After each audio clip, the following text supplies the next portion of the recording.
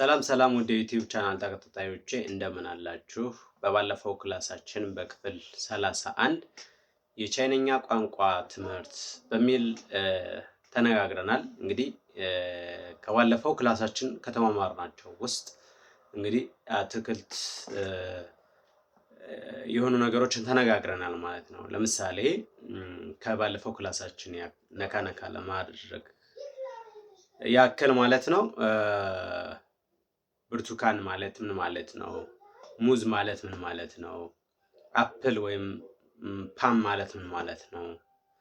እና በቆሎ ማለት ምን ማለት ነው የሚለውን ለመነጋገር ሞክረናል ማለት ነው። እና እንግዲህ ሙዝ ማለት ምን ማለት ነው የሚለው ሲያንጃው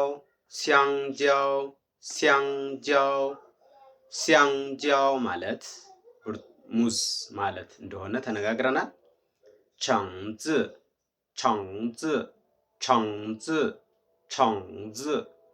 የሚለው ደግሞ ብርቱካን ማለት እንደሆነ ተነጋግረናል። ፒንጎ ማለት ደግሞ አፕል ወይም ፓም። አፕል የሚለው እንግሊዘኛው ሲሆን ፓም የሚለው ደግሞ የአማርኛ ትርጉሙ ይሆናል ማለት ነው። ሌላኛውና የመጨረሻው ማለት ነው ዩሚ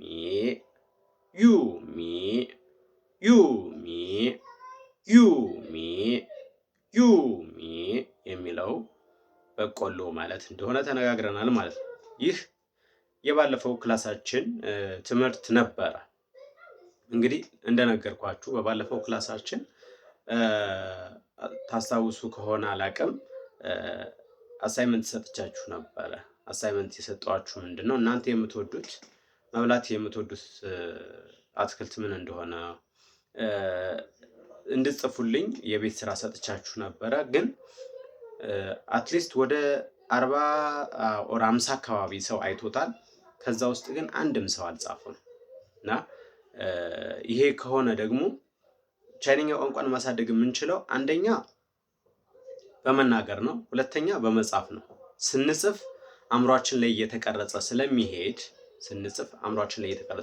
ስለማንረሳው እኔ ደግሞ አሳይመንት የሰጧችሁ እዛ ጋር ስትጽፉ ብትሳሳቱ እኔ ማስተካከያ ሰጣችሁ ያ የሰጧችሁ ማስተካከያ ከአእምሯችሁ ስለማይጠፋ ለወደፊት ስለሚጠቅም በሚል ያሰብኩት ነውና እናንተ ምንም አይነት ኮመንት ላይ የጻፋችሁት ነገር የለም። ወይም ደግሞ ቻይኒስ ላንጉዌጅ ጀስት እንደ አዲሽናል የሆነ ነገር ነው እየተጠቀማችሁበት ወይም ደግሞ ትኩረት ሰጣችሁ እያነበባችሁት አይደለም የሚለውን ትርጉም እንድሰጠው አድርጎኛል ማለት ነው። ስለዚህ የምትፈልጉት ከሆነ ቋንቋውን በደንብ መጻፍ በደንብ ማለት መለማመድ ማለት ነው። አሁን ለምሳሌ በአማርኛም ቢሆን ብጽፉት እኮ ችግር የለውም። ቋንቋውን እኔ አይቼ እንትን ለማለት ሞክራለሁ፣ መረዳት ስለሞክራለሁ።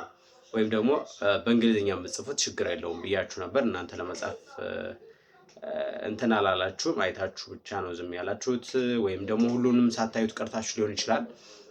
ያም ሆነ ይህ እንግዲህ ወደ ዛሬው ክላሳችን ወደ ክፍል 32 የቻይነኛ ቋንቋ ትምህርት ስንገባ እንግዲህ ዘንድሮ ወይም ደግሞ this year የሚለው እንግዲህ በቻይነኛ ምን ይባላል? this year ለማለት ወይም ደግሞ በዚህ ዓመት ወይም ደግሞ ዘንድሮ የሚለውን ትርጉም በቻይነኛ ምን ማለት ነው የሚለውን እንነጋገራለን ማለት ነው። እንግዲህ ዘንድሮ ማለት ጂንኒያን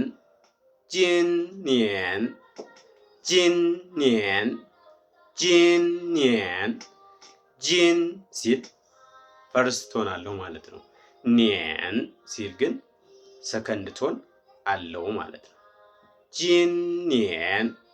ጂንኒያን ማለት ዘንድሮ ወይም ደግሞ ይሄ ዓመት ይሆናል ትርጉሙ ማለት ነው። this year በእንግሊዝኛ this year ይባላል ማለት ነው። ስለዚህ ጂን ማለት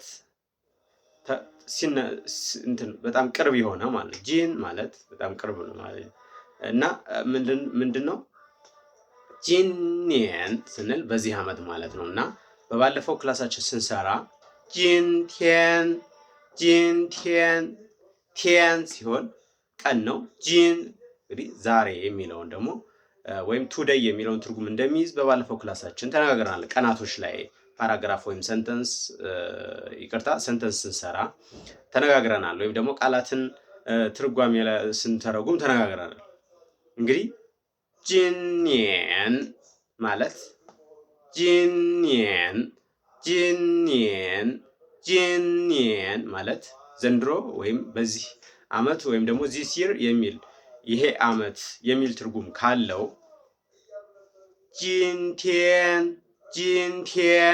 ጂንቲያን የሚለው ግን ዛሬ ወይም ደግሞ ይሄ ቀን ማለት ነው። የዛሬዋ ቀን ማለት ነው። እንግዲህ ጂንቲያን ማለት በባለፈው እንደነገርኳችሁ ማለት ነው። ይሄን ላይ ያመጣውላችሁ የባለፈውን ክላሳችን ጂን እና የሁለቱንም የሚጀምረው ጂን ብሎ ነው። የሚቀይረው የቱ ነው? ይሄኛው አሁን ዛሬ የሰራውላችሁ አዲስ ወርድ ኒያን የሚለው ስላለ ነው። ኒያን የሚለው ሲኖር አመት ስለሚገልጽ ቲያን የሚለው ደግሞ ቀንን ይገልጻል ማለት ነው። ስለዚህ የሁለቱ ልዩነት የዛሬ ቀን ወይም ደግሞ የዚህ አመት የዚህ ቀን የሚለውን ጂን የሚለው ሲገልጽ ኒያን እና ቲያን የሚለው ደግሞ የቀናቶችና የአመቱን ይገልጻል ማለት ነው። ስለዚህ ጂኒየን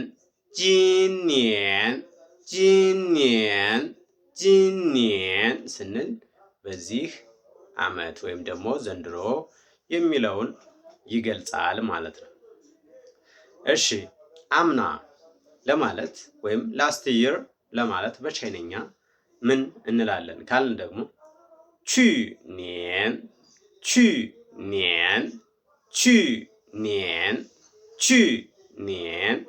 ቹ የሚለው ፎርዝ ቶን አለው ማለት ኒየን የሚለው ደግሞ ሰከንድ ቶን አለው ማለት። ስለዚህ ቹኒየን ማለት ላስት ይር ወይም ደግሞ አምና የሚል ትርጉም አለው ማለት ነው። ምናልኳችሁ ብቻዋን ነጣጥለን ስናያት ቹ ማለት ሂድ ማለት ነው። ኒያን ማለት ደግሞ ይር ማለት ነው። ግን ሁለቱ በአንድ ሲገጣጠሙ ደግሞ ላስት ይር ማለት ነው። ስለዚህ ቹኒየን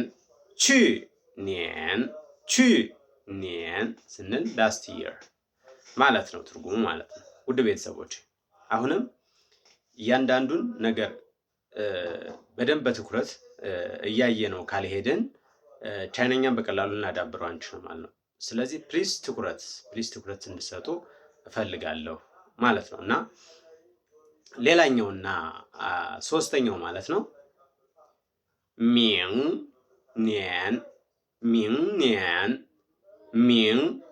ሚን ሲል ዋይ እንደ አይ ኤን ጂ ከኤም በኋላ የሚመጡት ምን ይሆናሉ ማለት ነው? አይ እንደ ዋይ ትነበባለች። በባለፈው አክሰንቱ የሚመጣው እንደዛ ነው ብዬ ለመንገር ሞክሬያለሁ በባለፈው እና ሚ ስል ይ አብሮ ይመጣል። ሚን የሚላለው ሚን ሲል ሚ ሲል ይ የሚል ነገር አለው አክሰንት ማለት ነው።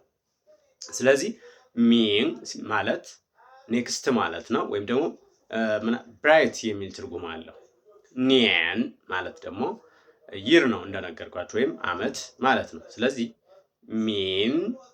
ሚን ሳይሆን ሚን ነው። አሁን ጂ መዋጥ አለ። ሚን ካል ሚን ን መጥበቅ የለባትም። ሚን ከሆነ ሌላ ነው የሚሆነው፣ ጂ የለችም እንደማለት ነው። አክሰንቱ ወይም ደግሞ ፎኔቲክሱ ሚን መሆን አለበት። ሚን የሚል ድምፅ መኖር አለበት። ምክንያቱም ጂ ካልተነበበች ሌላ አክሰንት ወይም ደግሞ ሌላ ትርጉም ሊሰጥበት ስለሚችል፣ ስለዚህ ሚን ትናጋችን ጉሮሯችን ስንል ይሳባል ወደ ውስጥ ስንል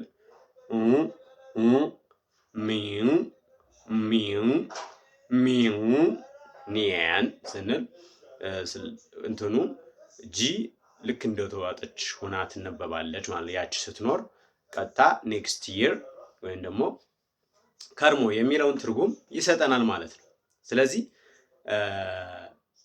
ከርሞ የሚል ትርጉም አለው ማለት ነው። ስለዚህ አክሰንትኑ ፎነቲክሱ ደግሞ ሚን ሲል ሰከንድ ቶን ነው። ኒያን ሲልም ሰከንድ ቶን አለው ማለት ነው። ውድ ቤተሰቦች አሁንም ስለ ቶን የምነግራችሁ ደጋግሜ 4 አይነት ቶኖች እንዳሉ ነግሬያችኋለሁ። በመጀመሪያ ክላሳችን አካባቢ ደጋግሜ ለመስራት ሞክሬያለሁ። ፈርስት ቶን አለ፣ ሰከንድ ቶን አለ፣ ሰርድ ቶን አለ፣ ፎርዝ ቶን አለ። እነዚህ ቶኖች ጥቅማቸው ምንድን ነው ካል አንድን የቻይንኛ ቋንቋ ፐርፌክትሊ መልእክቱን ለማስተላለፍ ለምንፈልገው አካል እንዲደርስ የሚያደርጉልን ፎነቲክስ ይባላሉ ማለት ነው። አለዛ ግን እነዚህ አሁን ለምሳሌ አንደኛውን ፈርስት ቶኑን ወይም ደግሞ ይሄ የሚለውን ድምፅ ሰርድ ቶን ላይ ብናደርገው ወይ ደግሞ የሚለው ብናደርገው ኢንተርናሽናል ነው ማለት ነው። ስለዚህ እሱ እንዳይሆን ነው ማለት ነው ይሄን ያስፈለገው። ሌላኛውና የመጨረሻው ማለት ነው ሆው ኒየን ሆው ኒየን ሆው ኒየን ሆው ኒየን ሆው ኒየን ሆው ኒየን ሆው ኒየን ሆው ኒየን ሆው ኒየን። እንግዲህ ሆው ኒየን ማለት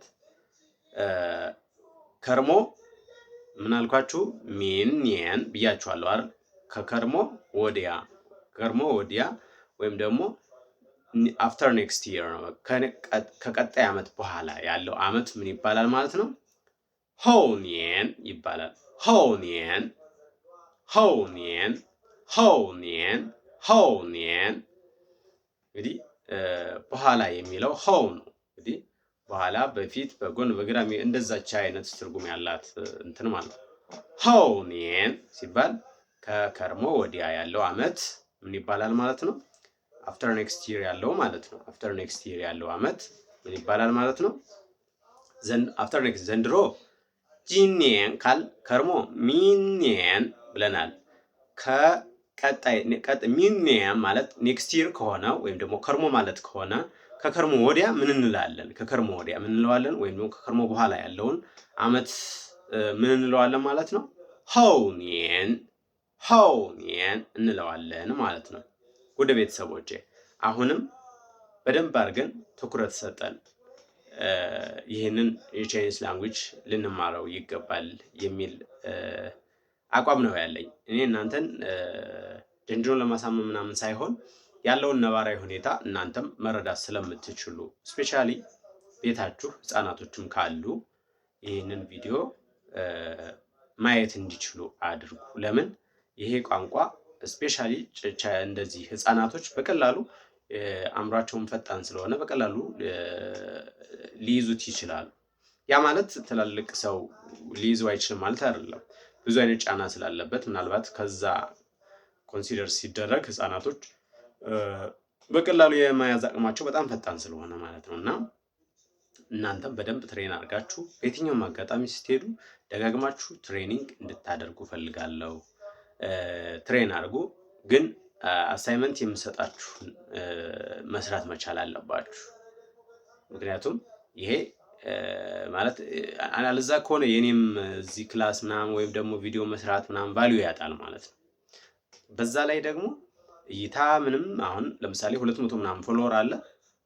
ከ200 ፎሎወር ውስጥ 200 ምናምን ፎሎወር ውስጥ የሚያየው 30 40 ቢበዛ 70 በቃ ሌላው አያይም። አዲስ ሰው የለም ማለት ነው። ምናልባት በጣም በተከታታይ ያም ሰው ያያል ማለት ትንሽ እንትን ለመገመት ጀጅ ለማድረግ ትንሽ ይከብዳልና እዩ፣ ተጠቀሙበት። እኛ ብዙ ጊዜ የለመድነው ምንድነው አንድ አይነት ነገር ብቻ ይዘን መቀጠል ነውና አሁን ለምሳሌ እኔ አንድ ስራ ካለኝ ነው ሌላ ነገር አያስፈልገኝም ብዬ ውስጥ የማሳመን የለብኝም። ቻይንኛ ቋንቋ ለምጄ ፓራላሊ ቻይኒስ ብሰራ እንዴት ነው ያለው ሁኔታ የሚለውን ነገር ይሄንን ለእናንተ ኮንሲደር ማድረግ ይሄን ማሰብም አትችሉም ማለት ትንሽ እንትን ይላልና በደንብ አድርጋችሁ የተለያዩ ነገሮች ቻይኒስ ብቻ መሆን የለበትም። ሌላ ለእናንተ ቅርብ የሆነ ማንኛውንም ስራም ይሁን ላንጉጅም ይሁን የሆነ ነገር ከመሞከር ወደኋላ ባትሉ መልካም ነው ማለት እፈልጋለሁ። ውድ ቤተሰቦቼ ላይክ፣ ሼር፣ ሰብስክራይብ እያደረጋችሁ ላልደረሰው አድርሱልኝ። የደረሳችሁ ደግሞ እያንዳንዱን ቪዲዮ ከመጀመሪያው ጀምራችሁ እንድታዩ ትፈልጋለሁ። ከመጀመሪያው ጀምራችሁ ካላያችሁት ቻይነኛው ቋንቋው አይዳብርም። እንዲዳብር ደግሞ አንድም ደቂቃ የሰራዋት ቪዲዮ ብትሆን ቫልዩ ስላላት ማለት እንደ መነሻ የሚሆኑ እነዚህ ፎነቲክሱን ለምሳሌ ዘላችሁ አሁን የምለውን ብትለማመዱት ቫልዩ እየወረደ ነው የሚሆነው። ምክንያቱም ፎነቲክስን ቫልዩ ለማወቅ የግዴታ ባክ ያሉን ቪዲዮ ማየት ያስፈልጋል። ከዛሬም ምናልባት ሂንቱ ያላችሁ ካላችሁ ኦፍኮርስ ከዚህ ብትነሱም ችግር የለውም። ሂንት ስለ ፎነቲክስ ምንም ሂንት ከሌላችሁ ደግሞ ከመጀመሪያው ጀምራችሁ ማንበብ ትችላላችሁ። ተስፋ እንዳትቆርጡ። በጣም ትኩረት ሰጣችሁ እንድታዩ ትፈልጋለሁ። ቢበዛ በቃ እስከ 2 ዓመት በ1 ዓመት ውስጥ ኮሚኒኬሽን ምናምን እንደዚህ ኖርማል የሆኑ ነገሮች ትችላላችሁ። በ2 ዓመት ውስጥ ደግሞ በጣም እያደገ ሲመጣ እናንተ ኖርማል አስተርጓሚ የመሆን ፕሮባቢሊቲያችሁ እጅግ በጣም ሰፊ ነው። ሰው ዩኒቨርሲቲ ከአንደኛ ክፍል እስከ ዩኒቨርሲቲ ገብቶ ትምህርት ተምሮ ትልቅ ደረጃ ላይ ይደርሳለሁ ብሎ ያስባል። እናንተ ግን በ2 ዓመት ውስጥ ቻይኒስ ላንጉጅ ምንም አይነት ኤጁኬሽናል ሰርቲፊኬት ሳይጠይቅ በ2 ዓመት ውስጥ ቻይኒስ ላንጉጅ ተምራችሁ ከጨረሳችሁ ቻይና የመሄድ ፕሮባቢሊቲያችሁ ሰፊ ነው። እዚህ አስተርጓሚ የመሆን ፕሮባቢሊቲያችሁን በጣም ሰፊ ነው። የስራ እድል በጣም አለው ማለት ነው። ስለዚህ የቻይኖች በአፍሪካ ያላቸውን የድርጅት ብዛት ደግሞ በጣም ብዙ እንደሆነ እናንተም የምትረዱት ነው ማለት ነው። እና ትኩረት ሰጣችሁ እንድታጠኑት እንድታዩ ትፈልጋለሁ። አካውንቲንግ የምትሰሩ ሌላም እንደዚህ ኦዲቲንግ የምትሰሩ ምናምን ይሄ ቋንቋ በጣም አስፈላጊያችሁ። አንድ ቻይና እናንተ ጋር ኦዲት ሊያደርግ ሊመጣ ይችላል። አንድ ቻይና መቶ አካውንታንት እንድትሆንለት ሊፈልግ ይችላል። በዛ ሰዓት ሁለቱንም አጣምረህ ብትይዝ ለአንተ ቫልዩ እጅግ በጣም ከፍተኛ። ምክንያቱም አንተ አስተርጓሚ ያጠራም ራስህ አስተርጓሚ ሆንክ ማለት ነው። ስለዚህ አንድን ነገር በዚህም በዛም መሞከር ቫልዩ አለው ያልኳችሁ ለዚህ ነው። ለዛሬ በዚህ በቀናል። በቀጣይ ክላሳችን እስከምንገናኝ መልካም ሳምንት ይሁንልን። መልካም ሳምንት ይሁንላችሁ። መልካም የስራ ጊዜ ይሁንላችሁ። ለሁላችንም ይሁንልን። ወዳችኋለሁ። በደንብ እዩት። ሀገራችን ኢትዮጵያን ሰላም ያርግልን። ወዳችኋለሁ። ባይ ባይ።